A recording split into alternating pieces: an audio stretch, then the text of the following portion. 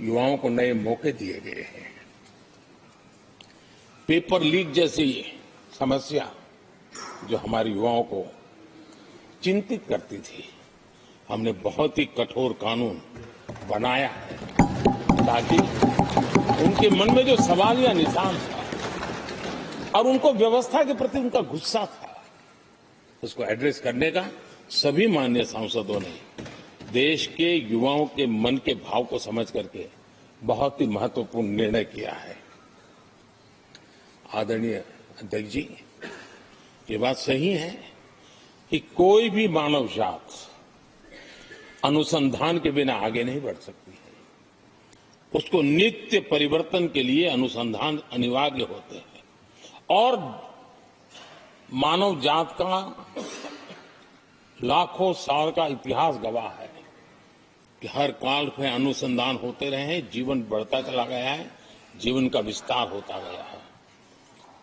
इस सदन ने विधिवत रूप से कानूनी व्यवस्था खड़ी करके अनुसंधान को प्रोत्साहन देने का बहुत बड़ा काम किया है। नेशनल रिसर्च फाउंडेशन, ये कानून आमतौर पर रोजमर्रा की राजनीति की चर्चा का विषय बन नहीं पता, लेकिन इसके परिणाम बहुत दूरगामी होने वाले हैं और इतना बड़ा महत्वपूर्ण काम ये 17वीं लोकसभा ने किया है।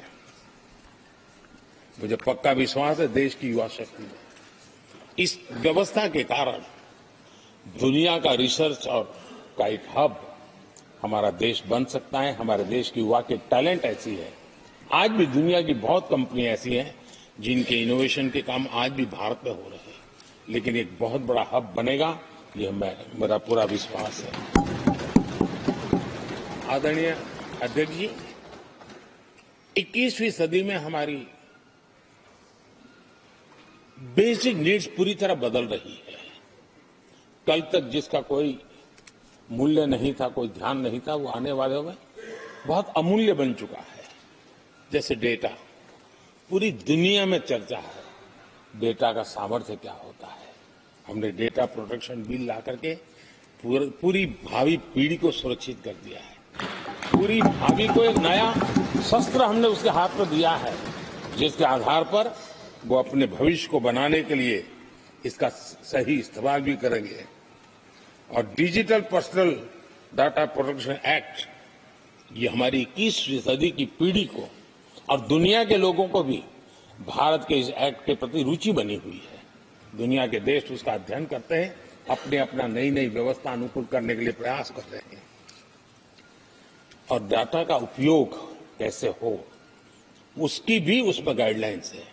अनेक प्रकार से प्रोटेक्शन का पूरा प्रबंध करते हुए इसका सामर्थ्य कैसे आए, जिस डेटा को लोगों गोल्ड माइन कहते हैं, न्यू ऑयल कहते हैं, मैं समझता हूं वो सामर्थ्य भारत को प्राप्त हो। और भारत इस शक्ति इसलिए विशेष है क्योंकि विविधताओं से भरा हुआ देश है।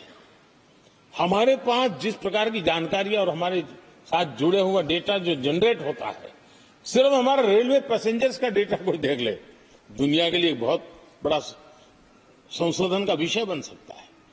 उसकी ताकत को हमने पहचान करके इस कानूनी व्यवस्था को दिया है। आदरणीय अध्यक्ष जी, जल थल नभ, इस सदियों से इन क्षेत्रों की चर्चा चली है, लेकिन अब समुद्री शक्ति और स्पेस की शक्ति और साइबर की शक्ति, ये ऐसी त्रिविध शक्तियों का मुकाबला करने की आवश्यकता खड़ी हुई है।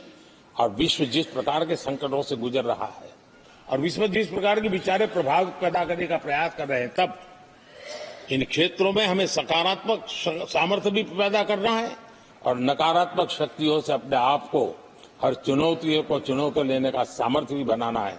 और उसके लिए आवश्यक स्पेस से जुड़े रिफॉर्म्स बहुत अनिवार्य थे और बहुत दूरगामी दृष्टि के साथ स्पेस के रिफॉर्म का काम हमारे यहां हुआ है। आदरणीय अध्यक्ष जी, देश ने जो आर्थिक रिफॉर्म किए हैं उसमें 17वीं के लोकसभा के सभी माननीय सांसदों की बहुत बड़ी भूमिका रही है। बीते वर्षों में हजारों कंप्लायंसेस बेवजह हम जनता जनार्दन को ऐसी चीजों में उलझाए रख